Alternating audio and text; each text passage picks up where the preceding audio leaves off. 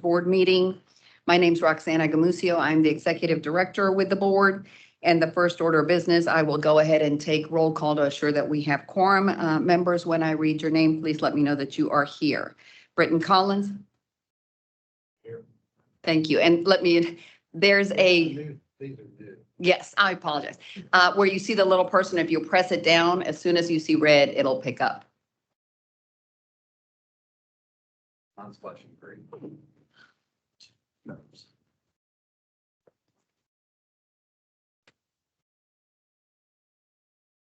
Roxanne, I think it means there's too many people signed in. Like too many mics on at the same.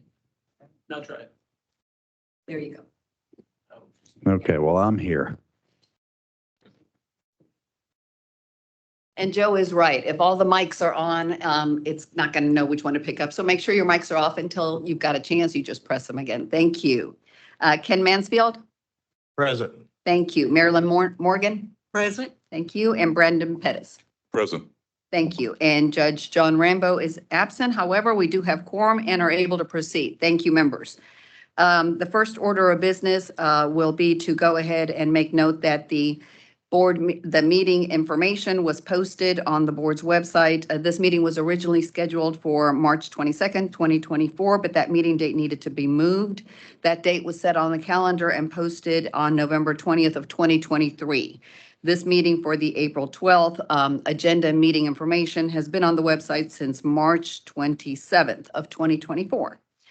Members, you were sent the agenda as well as other documents via email. If you have any changes to the agenda, please let me know. Otherwise, I would need a motion to accept it.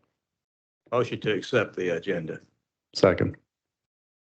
We have a motion by Ken Mansfield and a second by Britton Collin. All those in favor to accept the agenda and proceed, please say aye. Aye. Any opposed? Hearing none, thank you.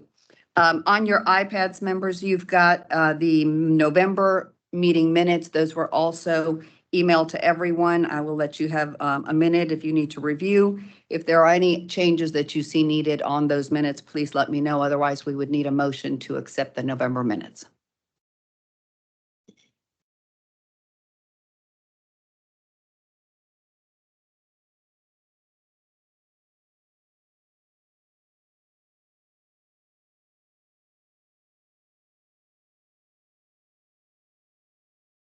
I make a motion to accept the November minutes.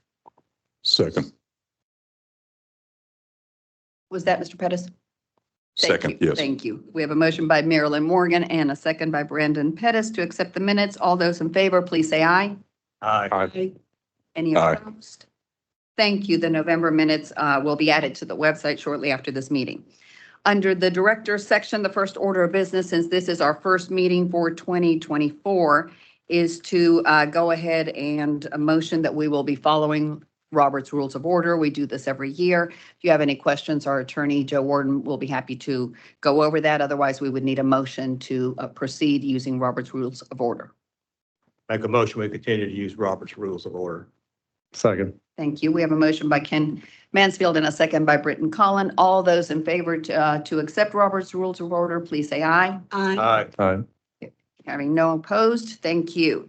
Next order of business for our first meeting is the election of officers. This board has a chair, vice chair, and secretary. Currently, the positions are being held by Brandon Pettis for vice chair and Marilyn Morgan for secretary. I welcome any nominations, and then we can proceed with voting.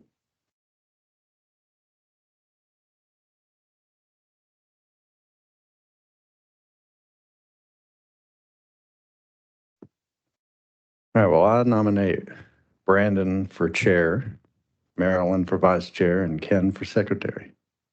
I think those are the three, right? Correct. Okay.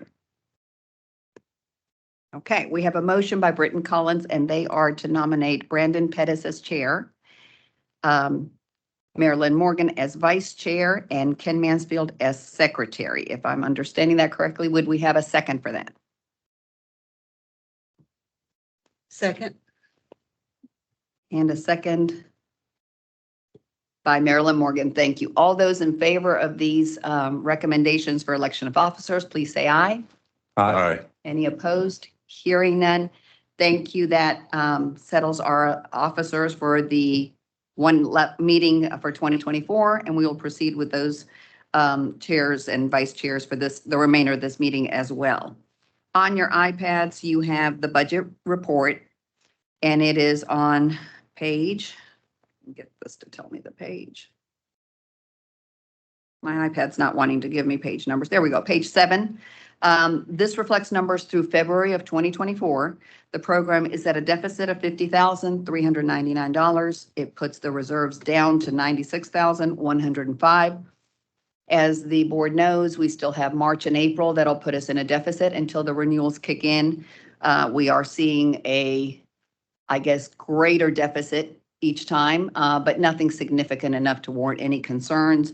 Our renewal notices will be mailed, I believe, the 3rd week of April. So here by the end of next week, first part of the following week, all of our court reporters, we have 527, give or take, all but 8 renew this June. And so they'll be getting their renewal notices. The renewal should follow as it has in the last few renewal cycles. So we will start seeing that income come in potentially by the middle to end of May. That is the information for the members. If you have any questions, I welcome them. This particular item doesn't need to be motioned. I would turn over for the legal report to Joe Warden. I know we had a concern last time about the expenditures going I have up that. drastically. I will cover that under the Okay. new minutes. Yes, I've got those notes. Thank you. Joe, if you want to switch to the legal report, I'll turn it over to you. Good morning, members of the board. The legal report for this board meeting has 3 complaints on it. I'll give you guys a minute to review those, and I welcome any questions that you have on those complaints.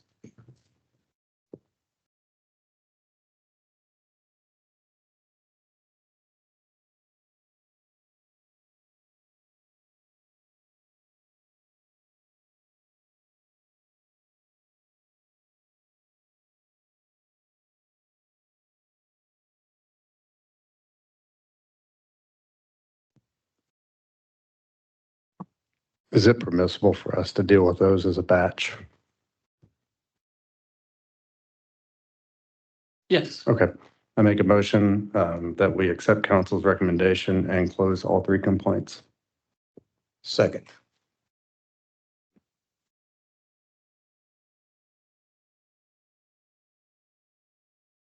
We have a motion and a second to accept all 3 of the cases with legal counsel's recommendation. All those in favor, please say aye. Aye. Any opposed? Hearing none. I will leave it with you, Joe, for a quick update. Yes, I had 2 updates for the board. I would like to circle back around to the legal report from our last meeting in November. The board did recommend moving forward with formal charges on one of the complaints and referring the matter to the Attorney General's office. Just as a update on that case, there's a hearing set in that case for May 3rd. So that case is moving forward. I did want to advise the board of that information. So that is taking place with litigation at this time. And the other update I had for the board is regarding legislation that's gone through both chambers of Congress and the state. That would be regarding the sunsetting of the board. The bill is Senate Bill 1633, House Bill 1776. That is passed through both chambers and was sent to the governor on 4/5 to sign, and that would extend the board from June of this year to June of 2025, June 30th of 2025 to be specific. But that is the only bill that directly reflects on this board currently in the legislative session. Thank you. If there are no other questions on the legal report, under new business, I wanted to do an update and a follow-up. Mr. Collins had asked for the legal cost back increase in fees when we reviewed the four-year projection. If you remember, we close, of course, fiscal year on June 30th. And so at that point, the report that we have kind of compares all 4 years. So it allows us to look at it a little bit differently. And the question was, the legal costbacks had greatly increased, wanted to understand the reason. 2021, fiscal year 2021 reflected a complete change in how legal costbacks were handled. That impacted every program under the regulatory boards. And so that was verified and is accurate. In 2022, the reports that justified the hours and true cost back were reviewed thoroughly, and not all of the numbers could be verified. Some of the individuals that were here at that time were no longer here. And so what fiscal has agreed is to give an adjustment on anything that couldn't be justified. And so the court reporter's number will reflect that change. I don't have that number to know exactly what it is, but you'll see it on the following report once we see that, and it will impact this fiscal year. That was the update I wanted to make sure that we had. Then separately from that, I want to make sure that if anyone is participating through Teams or here in the room, they have any questions regarding our agenda or anything, that they have an opportunity to speak before the board. Dana, let me know if anyone through Teams has their hand raised or any questions posed. What would the projected costs be for this year? For legal? For the expenses, for all expenses that go against the board's balance? So if you look at the report on page 7, you can look at all expenses, the trends, they're at the bottom. And so the trends for all expenses are down there. Our expenses are going to be higher this year, not only because of some changes in the legal cost backs, which again go back to 2021, but also because thanks to a 3-year initiative to review salaries for state employees, all state agencies received a big increase to bring most of our staff to a decent level. The increase was significant, and it lined up with what other states pay, what the private sector might pay. And so we're going to see an increase in expenses compared to, for example, fiscal year 2021 with expenditures was 32,000. You see the increase for the next year to 68, and then to 69 for 2023. It will be higher than that for this year due to those raises.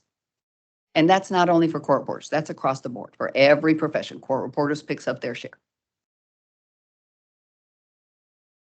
Because we are already at 56,200 roughly, and we have 4 months left to go.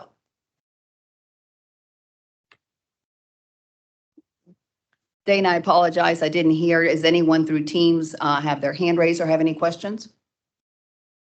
No, not this time. Thank you. So Roxanna, at this burn rate, we're going to be out of money in about 4 years. Yes and no. With the renewals, again, we've got, this morning I ran the numbers. We have 549 active court reporters. A couple were issued and approved recently. And so I went ahead, instead of, it's not a 3-month license, they go all the way to 2026. So roughly about 540 will be renewing. And so that is a, increased revenue. Slowly our reserves are going down because costs and of everything have gone up. We will also be picking up our portion, and by that I mean the court reporters portion of technology and changes. So I don't know what that number is, but it should impact us before we close fiscal year 2024. Yeah, but looking at, 2022 was a renewal year. We had 92,000 in revenue. 2003 was a non-renewal year at 22. So We're going to be dipping into that number in the reserves. Yes, it'll keep getting very small. So at some point, are you going to make a recommendation for a fee increase, or is that going to be just left to us to decide at some point to raise it on our own? Or is there a threshold at which y'all get kind of a trigger that says, hey, we need to make an adjustment here, and then y'all bring that forward? I just, we don't want to be asleep at the wheel and then Right. turn around one day and wake up and we're out of money. Right. And then we've got to make a big assessment against the court reporters who probably wouldn't appreciate it. So. Right. And of course, on some meetings, we've actually even talked about, or the point was, should we reduce fees? So that's not, of course, an option, and everybody can Yeah, see that. we were in a different Looking- world at that point. Looking Yeah, at the yeah. numbers. So we would. I don't think we're at that point right now. I'm very interested to see this renewal cycle and what we bring in, and we'll know that probably by the end of July realistically. So that's the concern, that excess has been going down, and then knowing that the expenses are going up, but I don't foresee it in the next year at least. That would be a conversation we would definitely have, and it would be based on that. The way the self-sufficiency works, we obviously are not self-sufficient on the years we don't renew, but that's the explanation. And because we are on the next year, it doesn't trigger anything through the legislative process where we would have to go before and justify why for 2 years in a row we've not been self-sufficient. So we're going to have to be proactive and just look at that projection. And I would bring that concern. When we see that that number is dropping faster, that would be the concern in the conversation, so that if there is an increase and it's not anything we would want to do, and I know you wouldn't, then at least we look at it and see what is the realistic number. From a hypothetical standpoint, if we just ran out of money and didn't raise fees, what would happen? So if for 2 years in a row, including our renewal cycle, so our renewal cycle should never be at a deficit. But if it was hypothetical and we did, we would rely on guidance. We would, from even the legislative body, and we would be increasing fees. I can't think of another alternative because our reserves would be low. Some programs have a decent enough reserves and their licensing numbers have drastically changed, many times due to statute. We have companies that used to license their individuals, for example, using collections. All their staff and employees used to be licensed. That dropped. We lost about 3,000 licenses. Greatly, that just tells you we're going to be down on fees, right? And so depending on that, if there's an impact, then you do have to raise fees. So here, running out of fees on your renewal fee year would be difficult, but it would involve looking at that cost. Instead of being $200 to renew, what would that be? The good thing is we're not there right now, but this renewal cycle will give us an idea of the 540, give or take, how many don't renew. Does that help? Yep. Yeah, thanks. I guess the big question is just the category called expenditures is what's really, really increased. There's some increase in licensing and case revenue. I mean, there's some increase in that. You'd expect that, but we're talking about more than double increase since 2001 in expenditures. What's the breakdown on that? This program in particular wasn't picking up all their expenses. We had to pay for a huge fee to become part of the technology, if you recall. And so because of that, we didn't distribute salaries and legal at early on because we knew we were picking up about 40,000. So that's part of the reason. The second part is the fee increases, the wage increases have impacted legal, my staff, everybody.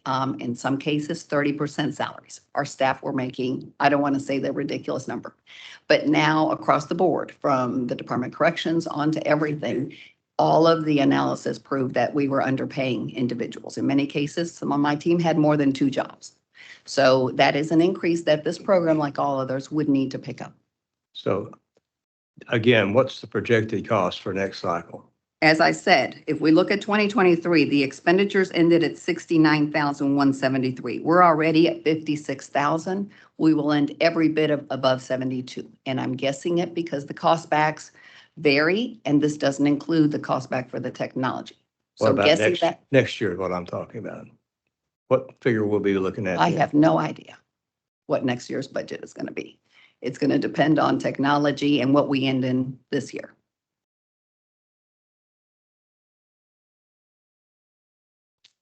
It's troubling. It's very troubling. It's just like Britton said, I can see the money just disappearing. With really no explanation. Well, the explanation is on all the breakdown of the lines. You have legal cost backs, you have investigations, and you have salaries and benefits. The breakdown is there. The technology, those lines are the lines that every program sees, and that is what fiscal for the state has determined are the lines that break it down. I don't understand technology, I guess.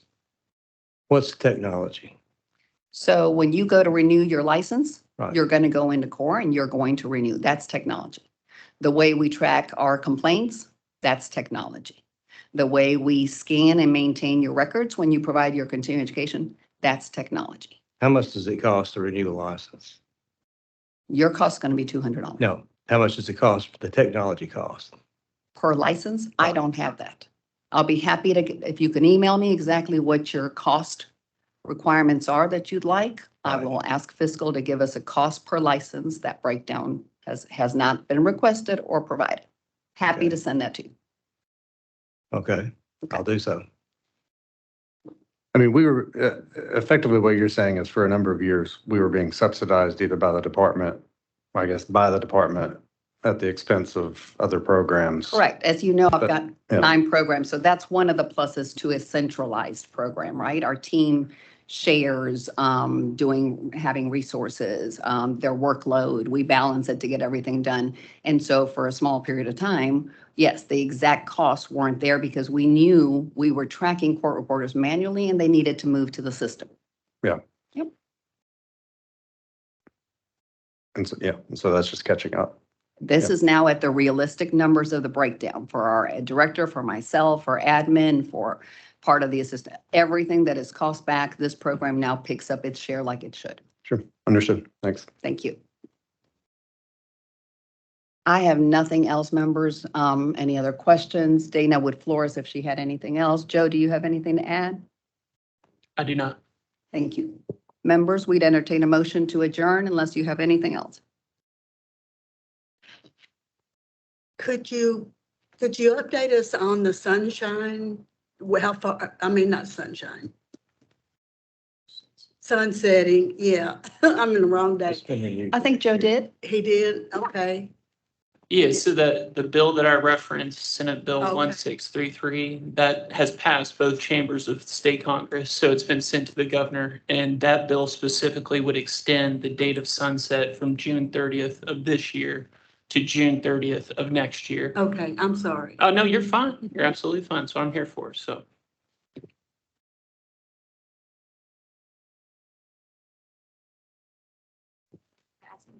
That's why I opened it. Anyone that's here in person or. Oh, okay. We just heard Teams. We didn't hear in person. Yes. And this is kind of new. There you go. Okay. If you'll log in, just so I have your information. Thank you. Yeah, I will do that when I'm done. I just want to thank you guys again for being here and coming in to do this. My name is Amber Thompson. I'm actually currently president of our state association here. I have had a lot of communications with Commerce and Insurance over several things. Excuse me, my voice is shaking, makes me a little nervous. One of the things that we are concerned about is we have submitted several applications for all the boards. Commerce and Insurance before Christmas had initial interviews. They've all been submitted to the governor. No one has heard anything. And here we are in April. And so we're a little concerned about that and what that means for our board and if there's going to be any ramifications for that.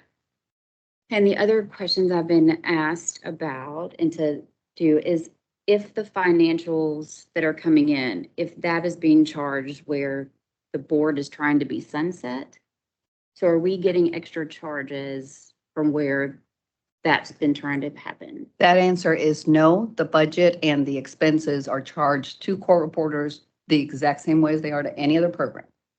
So No. we are not being charged for the time that's spent trying to sunset the board. Correct. Okay, that was one of the questions I had.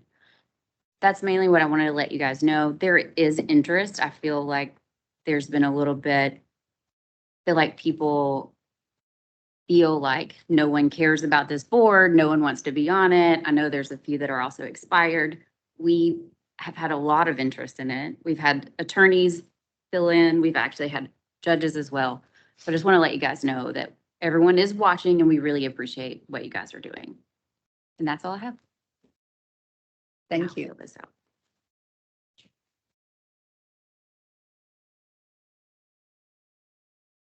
Can I ask one question? Absolutely.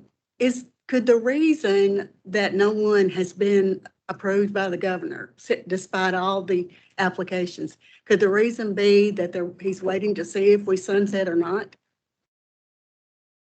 I know I can't speak on behalf of the governor. I don't know. So I would not know. This isn't the only program that has expired terms and individuals in the pipeline. Again, Okay. we have 24 programs. I have 9 of them. You're welcome to look at them. I have members expired in many, if not all of those programs. I have vacancies in probably each of those. So this is not unique. And again, we're not the only entity under the governor that has appointments. And so I can't answer why they haven't been. You'll know because you'll get to see a colleague join you as soon as there's an appointment. I mean, there's hundreds, if not thousands of appointments that the Correct. governor has to make in a given Correct. year to, I mean, dozens and not just regulatory boards, but Absolutely. like the UT trustees and so on and so forth. So it is a process, and it doesn't strike me as unusual Correct. It is not. that we've fallen behind. But Mhm. I don't think, to me, it's not indicative of anything other than that they've got a lot to go through. And there's I think one person in the governor's office who Correct. handles all of that. I appreciate that. Thank you. One thing, That said, my term's been expired for 2 years. Been here for a Absolutely. decade now, so anytime they want to find a You're ready, I replacement, know. Oh, keep thank this fine with me. And thank you for serving. I get it. Like Ken's been here since the beginning of time, I think. the hearing that's coming up in May, would it be necessary for board members to be present for that? And we're certainly not prohibited from being present. You're not prohibited from being present. We discussed how we wanted that hearing to move forward at the last board meeting, and it was the board's decision that the judge would hear the case and rule on the merits. So you're more than welcome to attend the hearing, but the judge would be taking the evidence and then weighing the law and then making a ruling. If not at that next hearing, it would be at the formal conclusion. So this is not the final hearing on the matter. But you can attend, and the judge was granted the authority based off the board's recommendation in our last meeting to try the case on its merits. I just guess I have one more comment, and not anything about what we're talking about, but I know by law, we have to have 2 meetings a year, and that's all we've been having. And I think that possibly we need more meetings on occasion as things come up. Because sometimes it seems like we're in the dark for a long time before something comes around to one of the regularly scheduled meetings. So I was wondering if some of the office holders could recommend additional meetings if necessary. What I can say is if there's ever a situation where a meeting is required, if we have applicants that need to go before the board, we would call that meeting if there was a need. We had one just last week on a issue that came up that we couldn't decide and the commission was needed. But statutorily, 2 is the requirement. And as you all know, it's been difficult to hold those 2. So I know that you're all busy, but if we needed it, it would definitely be called. If the members want to have a third date, I leave it up to you to decide, but that doesn't mean that we'll have quorum and be able to hold it. Well, with the new faces coming on board, then they may want additional meetings. So I'm just holding that option open. Yeah, it's always there, definitely based on need. Just to be clear, the ability to hold these special meetings, that's something that's available under the statute as well. So there are Correct. circumstances pointed out under which we can have those meetings if needed. Correct. Thank you. If nothing else, I'll make a motion, we adjourn. Second. Thank you. We have a motion by Ken Mansfield, a second by Britton Collin to adjourn the meeting. All those in favor, please say aye. Aye. Thank you, members. And Dana, thank you. I'll let you go ahead and stop the recording. It is 9.